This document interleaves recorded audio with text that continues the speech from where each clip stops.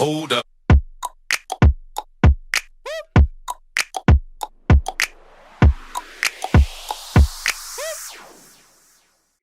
Hey everybody, Coach Adam Fight here with Springfield College Athletics alongside Dr. Kathleen Milano from our Sport and Exercise Psychology Department. And we are here today with some special guests, some friendly faces in our athletics programs, and we'd love to hear from them with how they are managing the chaos and adapting, overcoming everything around them as they finish this academic semester off strong. So before we get into our questions and a little bit of our discussion, I'd love to take the time for them to introduce themselves. So I'm going to go ahead and start off with Rachel. Rachel, if you could just tell us a little bit about yourself, what year you are, what major, what team you're representing, and I don't know, maybe a fun fact. What do you got? Hi everyone, I'm Rachel Allmeyer. I am currently a senior in the Movement and Sports Studies major, and I'm on the women's tennis team. Fun fact, my bad watch tan's already starting to come in with the nice weather that's starting. That's an opportunity right here you can definitely take advantage of. Awesome to hear. What about you, Johan? Yeah, I'm a senior in the men's volleyball team and part of the athletic training major. And fun fact, I don't really know. I like to think I'm pretty fun, but everywhere. Everywhere, any particular area you'd like to be fun? Like if you're hanging out with your teammates right now and they could count on you to do something fun, what would that be? Just to be honest, just be me. I think I'm fun enough. That's all we can ask. You got to be you, right? As coaches, we always talk about that. So great to have you both with us. And I believe we've got Mikey left. Mikey, how you doing today? Living the dream, Coach Fight. How are you? Good. Awesome. Tell us a little bit about yourself. We don't have the pleasure of knowing you personally. What can we know about Mikey Blazejowski? All right, so I'm a rising senior on the football team, finishing up my degree in exercise science, and then I'll be actually starting my master's in the fall in strength and conditioning here at Springfield. Awesome. Go ahead. Fun fact about me is my favorite podcast is Busting with the Boys. Busting with the Boys. Yes. I'm not familiar with that one. Could you briefly let me know what that one's about? So Will Compton and Taylor Lewan both play in the NFL. I had the pleasure of meeting them and spending the summer with them at Vanderbilt this past summer, helping them train. And they have a podcast together called Busting with the Boys. And their whole thing behind it is they wanted to be the first NFL players who are still currently playing to have a podcast. All right. Well, got possibly a recommended resource for all of you student athletes listening in. We'll throw that into the comment section wherever you might be finding this. So great to have all of you with us. First question I have for you, and it's a little bit of a catch-all here, but let's just set the tone. Let's get an idea of the temperature and how you're all doing with everything. Johan, we'll start with you. How are you doing given the circumstances with remote learning, with the season, and just not being on campus right now? I think I'm handling pretty well with all the changes and everything. In the beginning, it was a rough time just to basically go from my bed to my desk. And it was challenging, but being able to just set priorities and just try to get through. And as part of like our season getting cut short right when we were about to go into postseason, it was a bummer.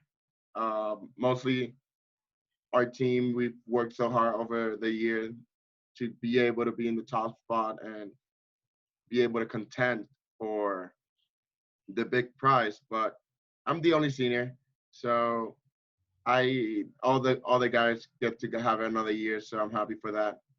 But I'm handling well other than that. So I appreciate you sharing that. And you addressed a little bit about setting your priorities. I'm curious to maybe hear about what those priorities might have been and possibly how those had changed over the last few weeks or few months or so. Yeah, so I try to plan my day the night before. I don't go into detail about hours or when I want to accomplish things, but I set things that I want to accomplish during the day, either homework, either workouts, either break times, but I make sure to do them during the day. And priorities, mostly schoolwork. Right now we're in finals and just trying to get through, trying to graduate, you know? Well, if it's any record of your previous academic and athletic success, I think you're going to do more than just get through and obviously finish and prepare for that next step. So from a coaching perspective, I wish you the best of luck and know that you'll fall on everything you've already done to power you through the next phase. So good luck with that. Mikey, I'm curious to hear about you. Obviously, you know, being on the football team, not having a season, you know, essentially cut short or canceled like some of our other athletes. But off-season training has been a big part of you and the football program itself and just, you know, having some sort of a spring ball for an evaluation period and preparing for the summer. How have you been doing everything and managing all the changes that have come your way? With schoolwork, I honestly feel like I'm thriving. I'm honestly more productive than I would be if I'm at campus because I can actually sit down and focus and kind of like plan out my day, as Johan was saying, and just kind of like getting things productive, kind of keeping my schedule as like if I was in class. So sitting down, like say if I had Dr. Fight's class at 11 o'clock on Tuesdays, Thursdays, sitting down doing work for that class. But with the football side of it, it's honestly kind of tough because you're with your brothers all the time pretty much. You're doing everything and almost anything on campus with them, whether it's in class, sitting, changing together, getting breakfast after morning runs. And just that's the biggest thing is missing your brothers because you're always around each other so much. And I guess like the toughest thing is like, I feel bad for all the seniors who had their seasons cut short. And like, it's hard. I really feel bad. But like, we're in like kind of like the less circumstance. We only had spring ball and the Brotherhood Challenge cut on our end. But that's kind of like, for me, it was my last one going into spring ball, the last Brotherhood Challenge. It's kind of tough to like adjust and like think that I'll never get that time back again. So, I mean, again, just missing your brothers and being around the whole team and everyone who's part of the Brotherhood. Yeah. And I know maybe Dr. Milano can maybe speak to this in terms of being more productive, but also, you know, yeah, again, having all this free time, but also prioritizing what's most important. But I know you, Dr. Milano, you're a new faculty member and you're a very student-centered approach with your teaching. How has that maybe affected you with not building these relationships, these office hours, and just, you know, connecting with students outside of another Zoom lecture or group discussion? Sure, I'll get on that question, but I first want to say, Mikey, I don't know how you could be more productive. I see you in that conference room every day, just grinding. Maybe you don't have a conference room now, but you're grinding at home, yeah? Yes, staying busy as much as I can. Right on, right on. Adam, yeah, it's a good question. It's definitely a shift for me because I am the relationship person. That is what it's part of my core philosophy for most things that I do, even all the way down to the research that I do. But in the classroom, it's been a hard shift. I'm going to wait to get a little bit of feedback from my students to hear if, you know, I did a good job maintaining that. But I will tell you that the hardest thing for me is the time commitment. It just takes a lot more time to have a healthy, strong relationship remotely, I think, because you can't just pop into an office or, just catch me in the hall as I'm walking to some other class or something like that. But, you know, I've focused a lot on that to be determined if I've done a good job, and I'm okay getting feedback either way. Well, as we all know, right, feedback's important of the evaluation process. So as a player, you know, what am I doing well? What am I not doing not so well? And what are the things maybe I need to keep doing? So, you know, in terms of an evaluation process, a quick reminder to all the students listening and watching, make sure you get those professor evaluations in. For professors that Mikey alluded to, Dr. Fight, that is not me, that is my better half. So a lot of the feedback does go a long way, especially in unprecedented times like this. That's how we learn, that's how we grow, and that's how we continue to get better. So Rachel, we'll finish off. Oh, go ahead, Dr. Milano. I was gonna say, what a great shout out. What a good one. Do your SIRS. You got to do your SIRS, you know. If you don't tell them, student athletes, they don't know. So they're all online now, aren't they, Dr. Milano? I believe so. Our poor guest did not think we were going to come and talk about SIRS today. No, but Sorry, get them y'all. in. That's we will all get better because of it. So, Rachel, finishing off with you, a little bit of a smaller team, doing a lot of work with the men's tennis team. I know Coach Lewis is, finishing up his second year, being one of the newer coaches. How have you navigated this change for you with, the fall seasons and spring season? And I remember, those early mornings in the field house, just seeing you all go to work. Probably a little thankful that wasn't happening, but, can you give us some insight on how you're adapting? Yeah, it definitely was not the easiest adjustment in the world because you go from seeing your teammates every single day of the week, multiple times in a day, to now nothing, which it hasn't really been nothing at all because we have been, I feel like, doing a really good job at staying in touch with each other, checking in, both academic reasons and personal reasons. But it definitely hasn't been easy because we did put so much time into those lifts, those conditioning days, and those practice days to prepare for our season. But I definitely think it revealed a lot about our team actually, and it showed actually how strong we are. So I definitely think that it will cause every other student athlete out there to come back stronger for the years to come, and just not take their time for granted because you never know like what can happen that every day and every opportunity you have to do something related to your sport to kind of have that all-in mentality.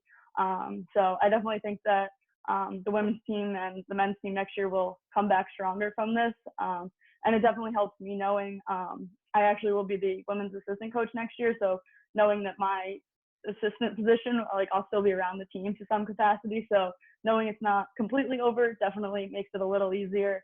So I'm definitely excited for that new role.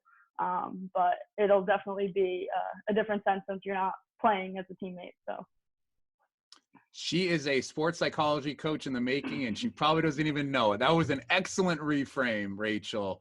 And, something we hear often a lot, like find the silver lining, find the silver lining. I'm all about like find the gold lining because silver to me is second place. So there's always something that we can find that's going to reframe our perspective and give us some insight into, hey, how can I make the most of this? Like Mike, you talked about, relationships with so many individuals, and Rachel, now taking this into a coaching position. It's important to remember that we are all going through something that hopefully will be a very, very long time, or if not ever again, something that is going to define how we respond. So, Rachel, I wish you the best of luck and look forward to seeing you in that role. And maybe to shift gears a little bit, I'll stick with you, Rachel. What has been the biggest difference for you in terms of, shifting to primarily remote learning and really your sport engagement? We're seeing a lot of things on social media with virtual workouts and, men's volleyball is getting challenged by women's volleyball for an ab challenge. I don't know how you guys did. I'm curious to hear about that, Johan. So, but what has been the biggest adjustment and how have you, navigated that in its entirety?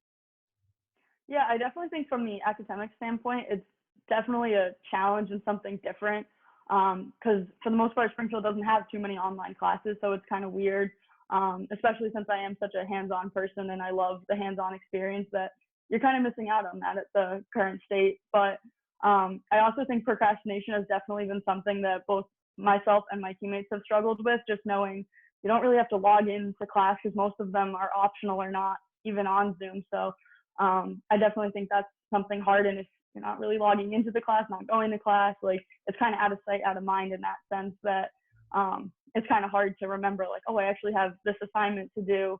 But at the same time, I found a lot of people are really trying to get work done like ahead of time.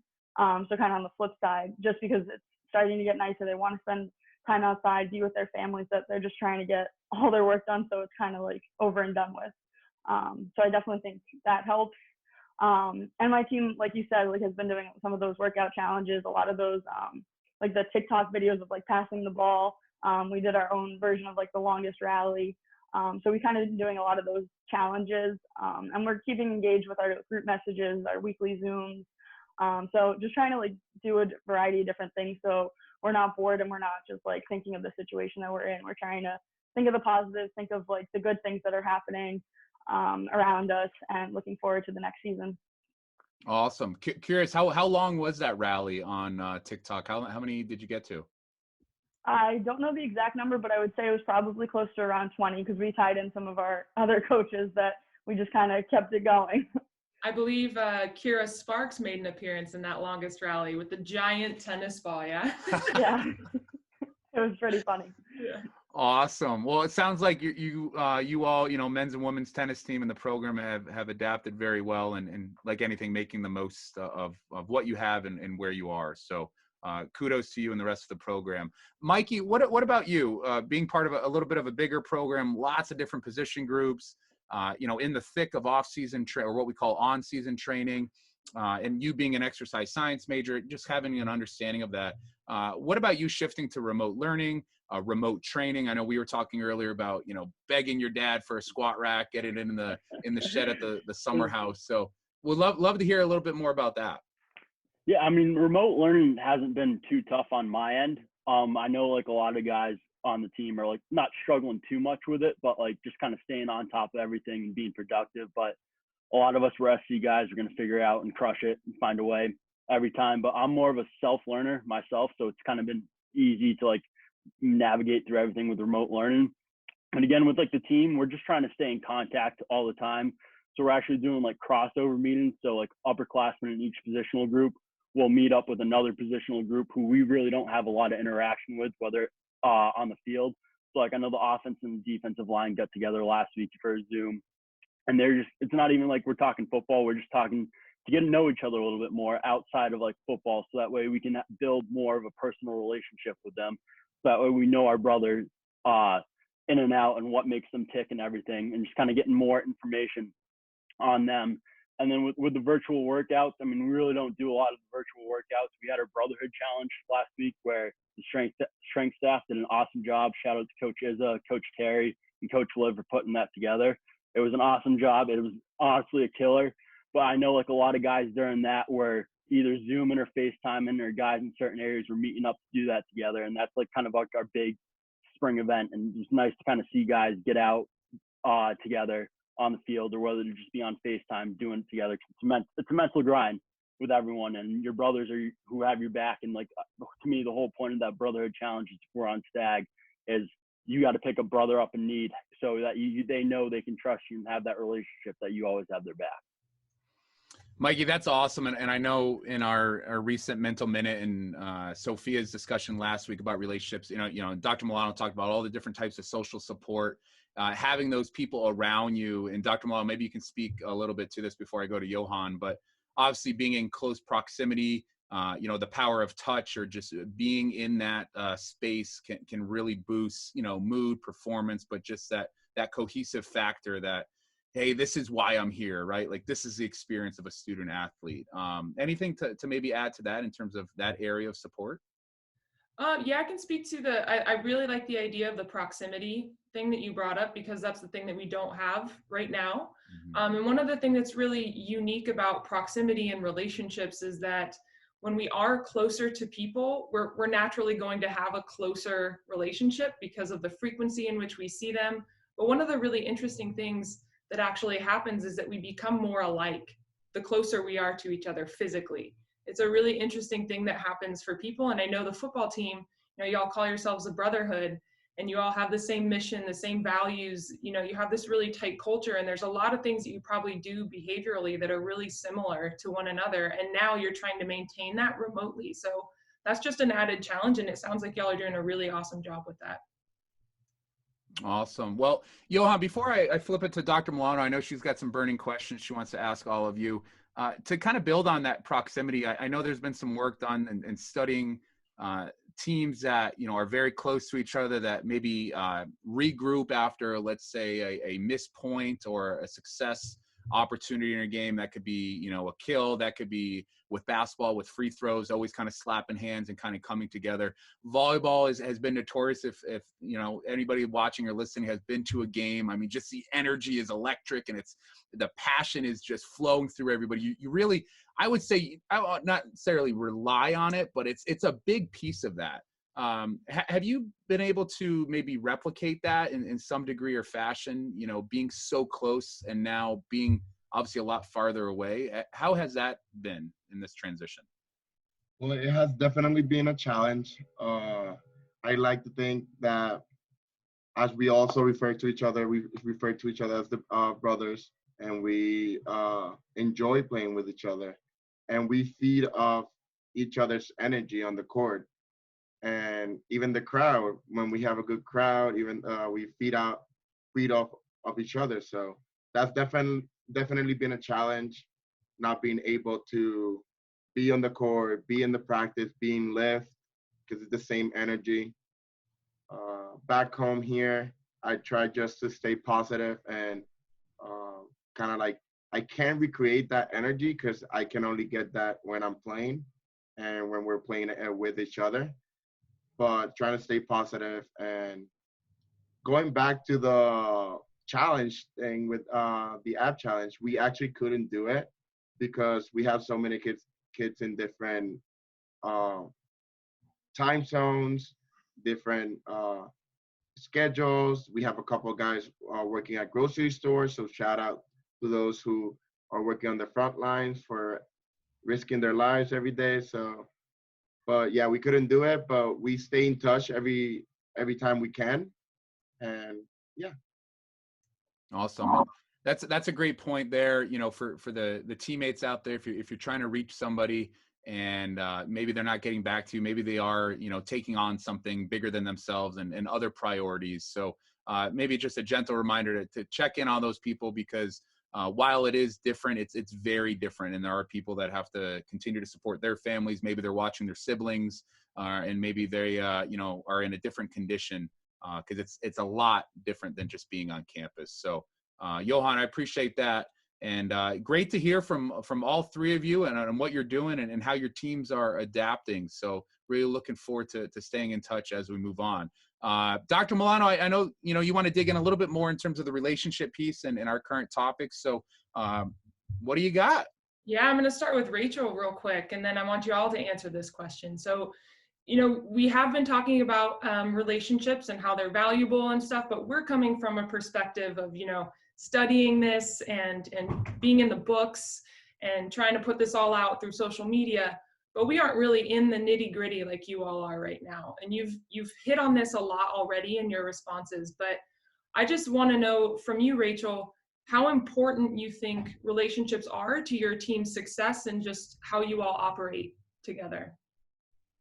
Yeah, I would definitely say it's everything. Like having a positive, successful team, not necessarily like wins and losses wise, but just team dynamic wise. Like I feel like that's how we gauge success.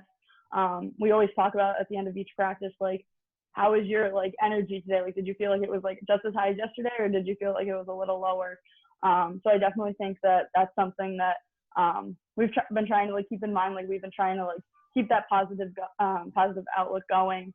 Because each day we try and like write one positive thing that has been going on in our lives that we noticed today. It could be as simple as you finished like something for class, or it could just be something else that you want to highlight. So I think that's been something that's been really cool that we've been able to do. And I think it just kind of shows us like other things that we didn't really know about some of the other people on our team. And with having a small team, it's nice because we don't have the larger dynamic that there could be different sections and groups, but we're all pretty cohesive, and just knowing that they have your back and your support day in, day out is everything. And we've been doing a lot of little check-ins, so it's just kind of showing that you still care about them, even for those that are graduating or in a different situation, that just because we're not together doesn't mean that it's ending. Yeah, right. Sounds awesome. So the check-ins, is that something you did while you all were in person, face-to-face, and now you continue to do it remotely? We normally do it just naturally at practice, like you're warming up next to someone and you're just talking to them about how their day is. But now it's a little bit more of a routine, just to be like, okay, I have this person that I want to check in on, just to keep the variety of who you're talking to going, and just checking in that they're doing okay, and if they need anything, that they know that you're there.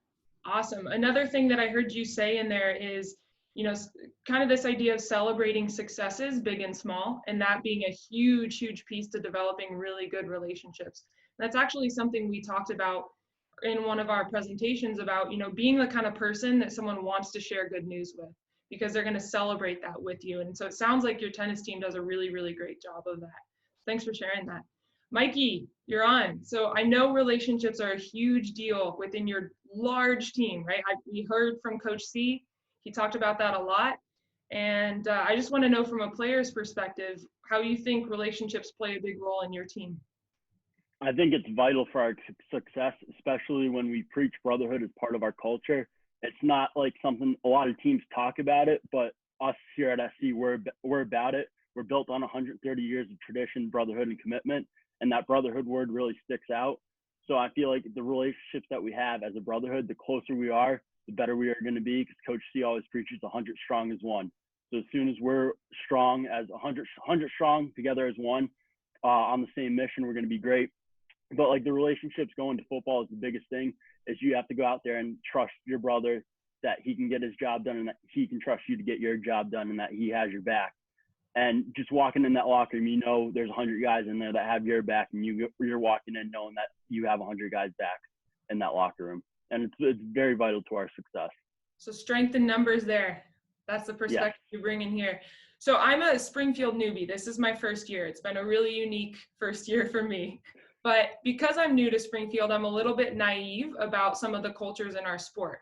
And some of our viewers might also be. So can you explain this idea of the brotherhood? Is it just this year that y'all are using that term, or is it something that's been in place for years? 130 years of tradition that it's been built on of brotherhood. That word's always been preached, and the brotherhood it's not in the locker room. It spreads out to all the alumni who are connected to the program and anybody who has a connection with the brotherhood. And everyone's got each other's back. You can reach out to anybody within the brotherhood who's been a part, past, present, and in the future. You know that that person's got your back, and that you can look down, and he's an SC guy, and that you can count on him. Gotcha. And you brought up alumni, and I think that those are folks right now who we're loving and we're appreciating because they're supporting us, whether it's emotionally or tangibly or any other way. And I think it's great to see that you're bringing up that the rich history of our sports teams kind of connects us here at Springfield in that way. So I think that that's awesome. All right, Johan, you're on. I know your team is real tight. I know your coach is big on this. You have a little bit of a smaller roster. So give me a little bit of a taste of the importance of relationships within your team. Yeah, in our program, Coach Sullivan, we do a great job of emphasizing the importance of relationships, not only relationships with each other, but with our coaches, our coaching staff, our strength and conditioning staff, our academic staff, so our athletic training staff. So every single person that helps our program, we try to build great relationships with. But the main thing for us and for the program is that we need to be able to give the same amount that we get from those relationships, and to give it 100%, because every single person that's on the court, off the court, every single person that's helping us, each other's friends, other athletes, student athletes, all the support that we get, we try to create a positive relationship with those people and just show that we appreciate them and that we appreciate each other, because at the end of the day, that's all we got. And that's going to help us grow not only as athletes, but as human beings, to be able to preach on those relationships and continue those. So our program is really big on relationships, on being in touch with each other, checking in, and just making sure everyone's doing good.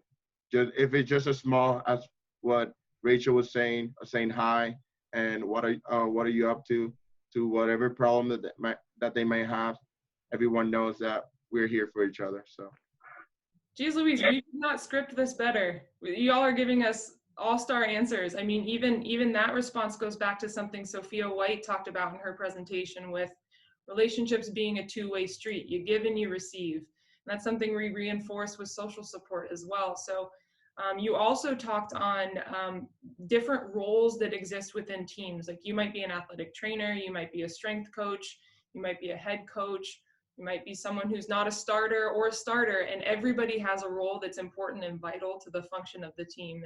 And what you're telling me is that you care to build a relationship with every single person. and you know that you're going to get something back from them. So I think that that's awesome.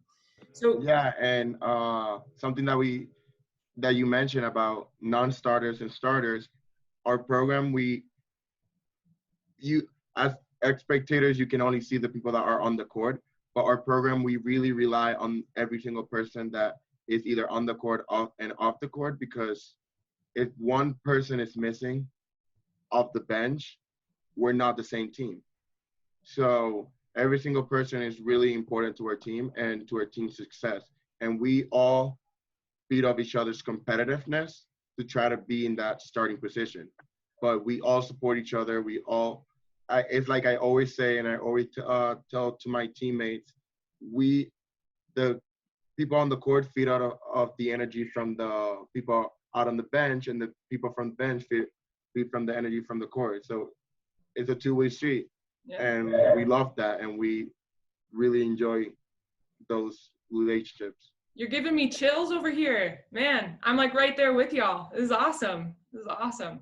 So we have all established that we think relationships are incredibly important, and you know, we value them. And Coach Adam, I want to know, as a strength coach, how do you think relationships play a role in your work with these student athletes? Well, I think, and we talked a little bit about it, and something I'm actively going through right now with my dissertation as I finish up is, you know, this idea of the coach-athlete relationship. And before you can talk about how much you can do for an athlete, before an athlete can tell a coach how much they can do for the team and whatnot, it really comes down to that genuine understanding of, you know, doing what's in the best interest of them, not only for on the courts, whether it's tennis or volleyball or the field, lacrosse, field hockey, or football, but really coming to an agreement that, you know, I'm going to ask you to do the things I think you can do, and I'm going to stretch and I'm going to challenge you, but I believe in you, and my plan for you is it's going to echo in many more years after the weight room, after the courts, and because and I don't think all coaches feel this way, but I strongly feel that in our coaching platform, it's more than just wins and losses. It's more than just bigger numbers on the bar. It's more than just, hey, can I help them get a job, because they're part of that network. So, you know, for me, in terms of the relationships working with student athletes, as coaches, it's important to remember that we are where we are because of student athletes. Because if we didn't have all of you, we wouldn't be doing what we love. And that's to educate, that's to inspire, and to empower you to be the best versions of yourself. So I know I stand for a lot of coaches out there that we are incredibly thankful for you and your continued efforts, especially during this time, because you are the reasons why we get up and our feet hit the floor, and to give us purpose and to do that with the utmost level of passion, because that's what you all deserve. So thank you for that.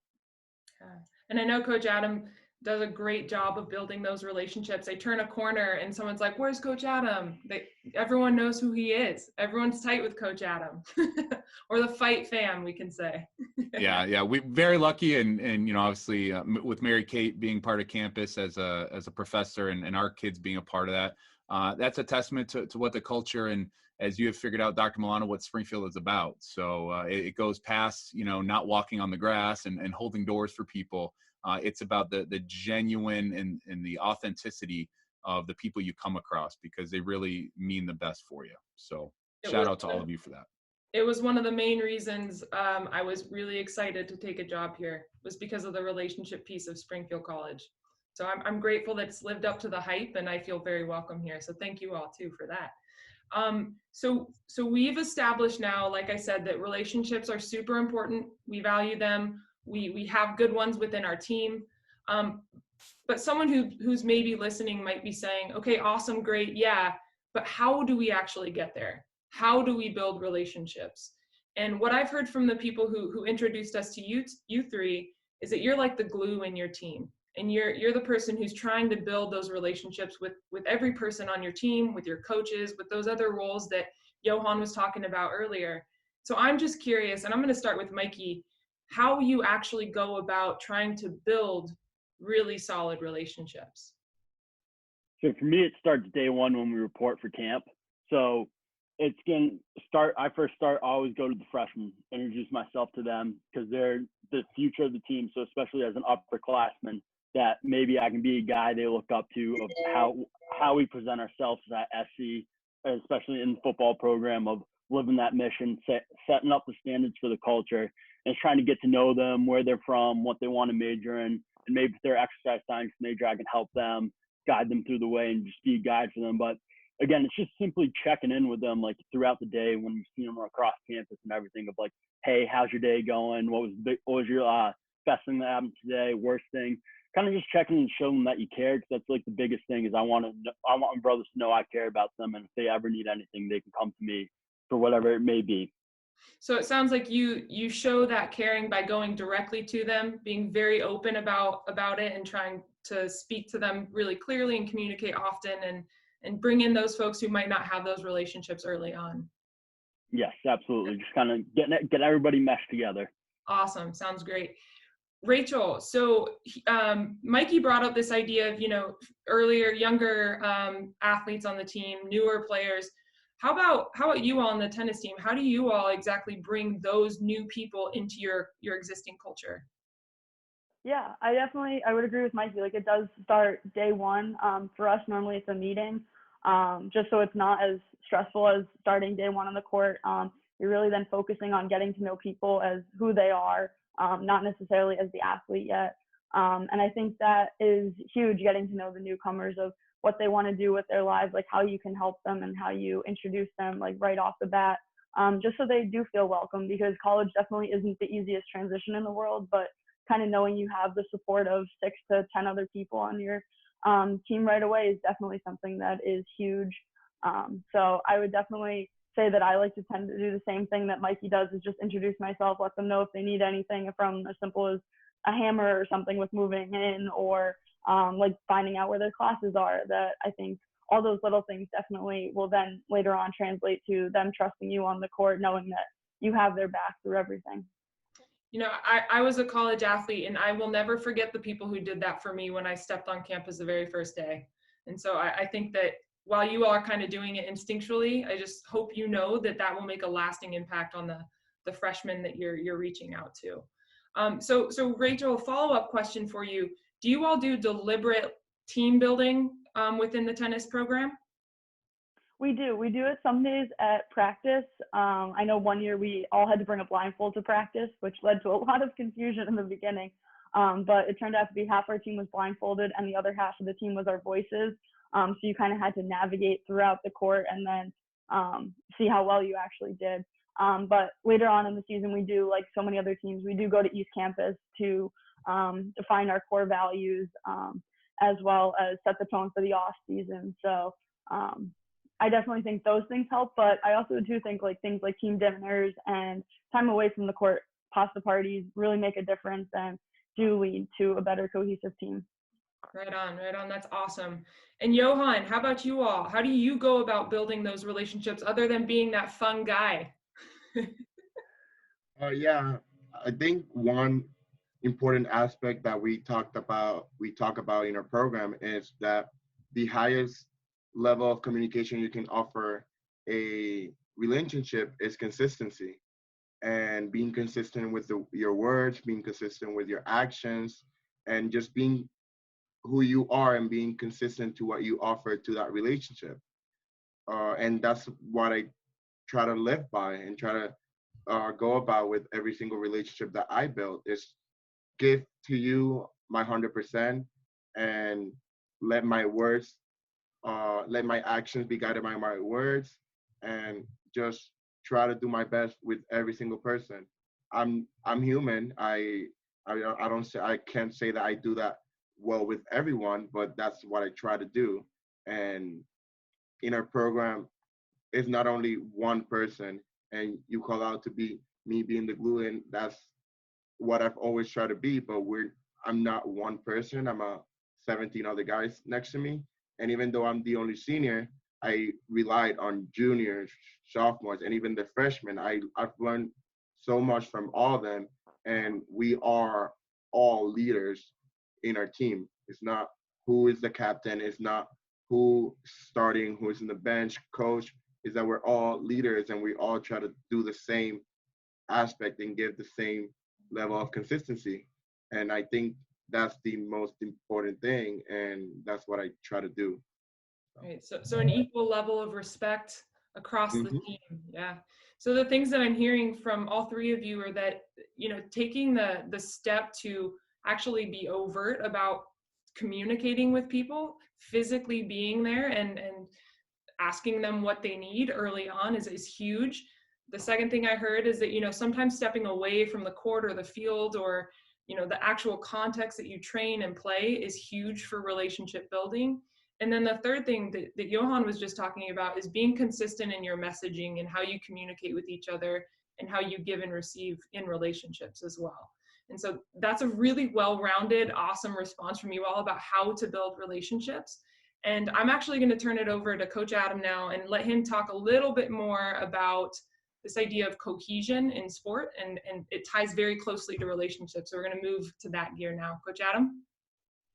Yeah, so we'll dig into it in a little bit more, but I want to go into this aspect in Johan about the feeling of glue, right? Being the the stickiness factor. From a volleyball perspective, being with 17 other athletes, what are some of the things that you all feel like when you're on, or when you're rolling the momentum? Like, how do you feel that you are this cohesive unit? What are those signals, those feelings that just grab you and you're like, all right, we are one giant cohesive sticky unit, and we are just rolling on top of this? Can you take us through like an experience like that, or that flow? Yeah, of course. And funny you asked that. We talk about that all the time in our program. And I think one aspect and the most important thing that we know we're all on the same page and that we're all rolling and we are right now, everyone's giving 100% is that when you mention, even if we lose a point and we win a point, we all come together in the middle of the court and we just make eye contact with each other. And making that eye contact shows that each and every single one of us is present in the moment and ready for the next play, ready to go to fight. And that's when things go right. And every single time we go into the middle, we see each other. We're all of us.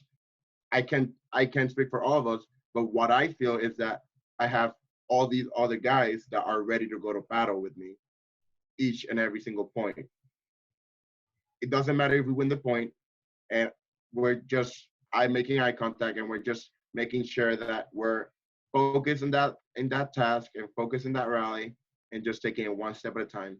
And I think that's for me the biggest thing we do in our program, and that's and then we feed off every single one, the crowd, our bench, our coach, and just roll and do our thing and play our highest potential and keep going.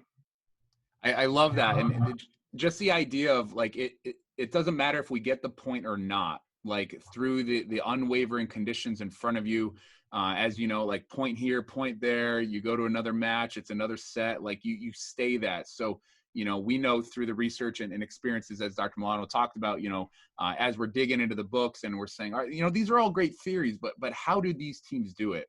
And, throughout what you've explored, and obviously a testament to Coach Sullivan and how he's built the program, that's been a really big piece. So, Mikey, one piece of, team cohesion is this, attraction to groups. Having this ability to, can I stay with this in the long term, but more so building this cohesive unit. What are some of maybe the intangibles that as you enter, you bring people into the brotherhood? What are some of these characteristics that, hey, if I'm interested in playing at Springfield College and playing along with you, what are you all about? What are these keywords and factors that if I'm interested with you, what could you say about that? Again, it just goes back to that word brotherhood that we always preach and practice, that everyone is going to come together as a one. We're always going to hold each other accountable, and we always want the best for one another. And that way, you're coming in, you got brothers for life. And I remember walking in my first year as a freshman. It's just like guys were already like reaching out, coming in to try to like bring us in to hold us up to that standard of that culture. And again, like that's the biggest thing we preach is the brotherhood within our culture. and just getting guys meshed in so that way the upperclassmen can set the standard for the underclassmen. So that way we're all together as one and on the same page, just buying in and getting after it together. And as we always say, embrace the suck and embrace it together. Always pick up your brother when you need it the most. Yeah, it's been interesting to just see those famous mantras and kind of these one-liners that our coaches are famous for saying. As a coach, it's comforting to hear that, like, a lot of what I hear out in the field or the court or maybe in the weight room, these are things that you remembered. So, Mikey's talking about breaking those hard moments up into manageable chunks to promote success and go throughout the long term. And when you have people around you like that, right, Mikey, like you're a special teams player. Probably, unfortunately, maybe a forgotten piece to a lot of people of the success of the game. We think of offense, we think of defense, but this critical, that third point or that edge, what you do as a player and within your cohesive unit of maybe a long snapper, a punter, and a kicker can really change the outcourse of the game. Would you agree with that? Absolutely. And I mean, the biggest thing with our position is trust, and that we can go out there and be perfect, because for us as specialists, we'll go out there and we get one rep and that's it. And then we might not see the field the rest of the game, depending on how the game flows. So offense and defense dictates what we do. But again, relationship as like a close knit within specialists, I feel like we're probably one of the close knit groups on the team. And I feel like in all football teams, specialists are the closest knit, because as a snapper, the punter needs to trust I can get the snap back to him. And then he needs to trust the front line that we're going to get the protection down. And then even when we're kicking field goals and PATs, that the kicker needs to trust the holder, and the holder needs to trust me that I can get the snap back to him. So we're built on a lot of trust within our unit. And then again, it's got other players on the team trusting us as well, that we can go out there and get the one job we have done 100% of the time. And maybe to build on this for this last piece before I give it back to Dr. Milano, Rachel, a question for you, being part of a tennis team, you've got different levels of, are you in the one, are you in the two, are you in the singles, are you in the doubles? Like, tennis itself can be a very individual event from a player's perspective, but also building in that sense of pride, that area of what we call we-ness within a team. How have you been able to instill that with those people that, maybe, again, you come from a high school background where it was, I'm focused on me, and then you're part of this team that, hey, every me matters, but without the pride and the purpose of doing the best you can, as a team, we're never going to reach our goals, right? We're never going to come together as a unit. So I guess from your perspective, I'm curious to hear how you're able to instill that sense of we-ness and that commitment to the task at hand, whether it's a serve, whether it's a volley, that every point matters for the greater good. Could you talk to us a little bit about that? Yeah, definitely. I mean, I think a lot of people do view tennis as a very much individual sport. However, doubles, you do have a partner out there, and you do need to rely on them and have the support. And similar to what Johan was saying about coming together after every point, that's what coaches instilled in us for doubles. Like, after every point, regardless of if you win it, you lose it, you're happy with how it went, you're not happy with your partner, like any of those things, like come together, high five, take a second, and just regroup and talk, whether it's about tennis or not. Those times really do then shape the rest of the match going forward. But also too, like, one thing that we normally talk about in the beginning that's normally directed at more of our newcomers, tennis does seem like that individual sport, but together we can't win as a whole. Like, if somebody doesn't win their singles match, then that's okay, but we need the other people to pick up the slack, that we need to just focus necessarily on our court, but also to know that we have the support of everybody else on all those other courts out there, that everyone's going to be pulling their weight. You might not be able to see what's going on their court, but still to cheer for them, still support them, and just know that it isn't just you out on the court, that you have those 7 other people on your team representing you and representing Springfield. That's such a, I'm going to echo Dr. Milano's sentiments about, obviously we've got some areas of questioning, but for you all to answer in the way that you do, not only show your maturity as young adults, but also your awareness of the big picture. And I don't know if coaching is going to be in your cards. I know, Rachel, you have a career in that. Mikey, possibly in strength conditioning. Johan, I think just with all the answers you're giving today, our student athletes and the people you're surrounding yourselves with are very lucky. So if I've been on your team, I would have been very much appreciative of the outlook you take. So these are all great ideas and suggestions, and I appreciate you sharing that with us. So Dr. Milano, what else we got on tap? Yeah, no, I feel like we could talk forever. We've been going through a lot, and y'all have been giving really great answers that I like I said, we couldn't script better. This has been really, really fun. So I think I'm not gonna grill you anymore. But I do have one question about cohesion and relationships and success. So do you all think that you are more successful because of having good relationships and a lot of team cohesion? Anybody can answer. I can start. Yes. To answer that question, yes. I do think being successful, not only on the court as an athlete, but also in the classroom, it takes a village. And it's not only me giving it 100%, but also those people that are around me that help me when I'm not at that 100%, and they help me get back up, and they even help me get on that line of just straight to success. And as in volleyball, we cannot, we haven't had the success we've had as a program if we did not rely on each other and we haven't created those big relationships. Because to be honest, in our program, creating relationships and maintaining them and making them better is the core of our program. It's not really winning. It's not really winning that national championship. It's just building those relationships, making them better, and then playing to our highest potential. And I do think without the support, even in the classroom, I don't think I would be able to graduate if I haven't had the support from the athletic training staff, my classmates, and every single person, my coach that also like been helping me, clinicals, I've had to miss practice. So like everyone helps each other, and that's why I think it takes a village. I don't think I would have been here right now if I didn't have all that support and all those relationships. So thanks for that. Anybody else? Do you think success makes you more cohesive, or being cohesive makes you successful? Either way.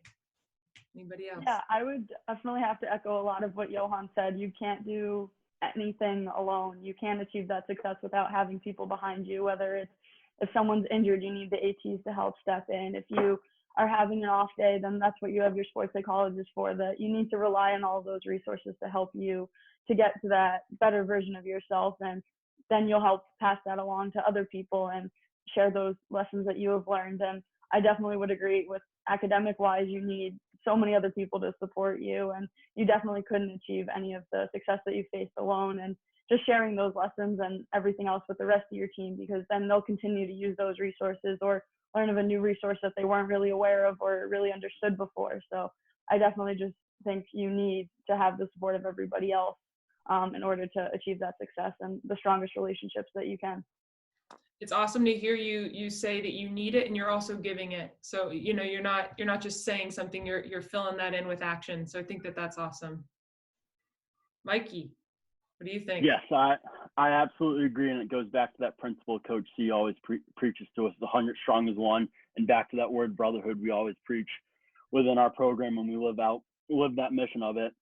It's always picking up each other when we need it the most, whether it be on the field, defense picking up the offense, or the offense picking up the defense.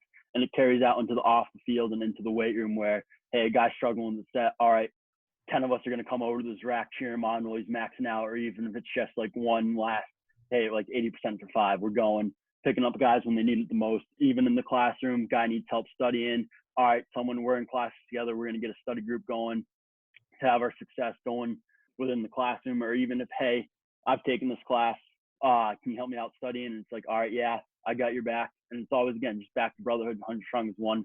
Starts from the top down. We always got each other's back, and that leads to our success. Even if it's in the worst times when we're down in the dumps, it's embracing the suck together and staying strong as a group, holding each other accountable, and just being there for one another and having each other's backs.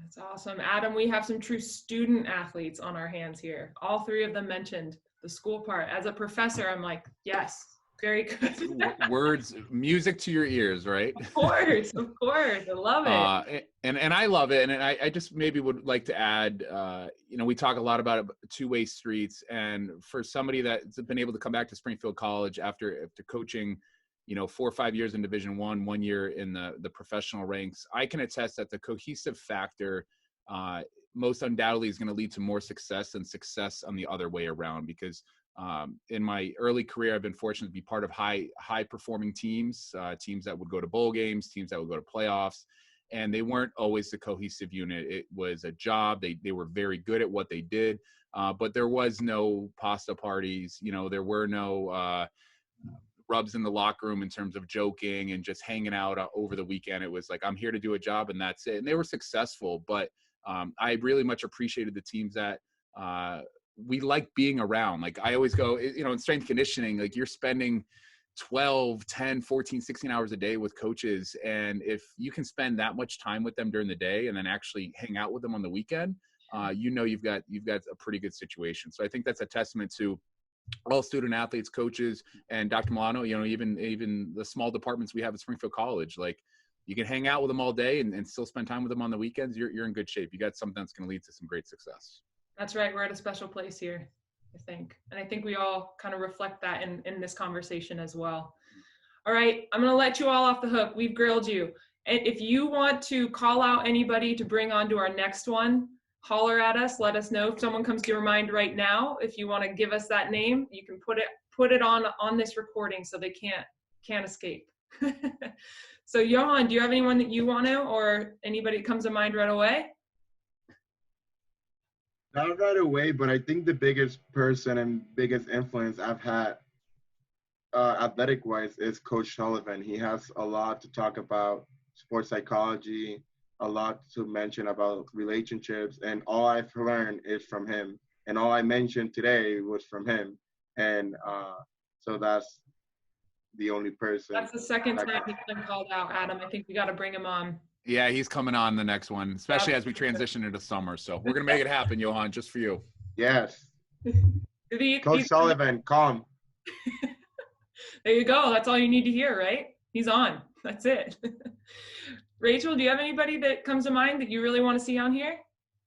Yeah, I think Dr. Poison would be a great person to call on here just because everything stems from him. He is like the number one person, and he filters everything down to the coaches, which he hires the best coaches out there. And I know like hiring Coach Lewis has been a great aspect for our team, and he has taught us so much, but it would be interesting to hear his perspective. And I know through SALT, he's been talking about how together, like they're a yacht, but even on like little ships, on the yacht, there's little ships and you have to send them out and have everyone report back to you. But at the end of the day, you're all one. So I think he just brings an interesting perspective that would be brought to the table.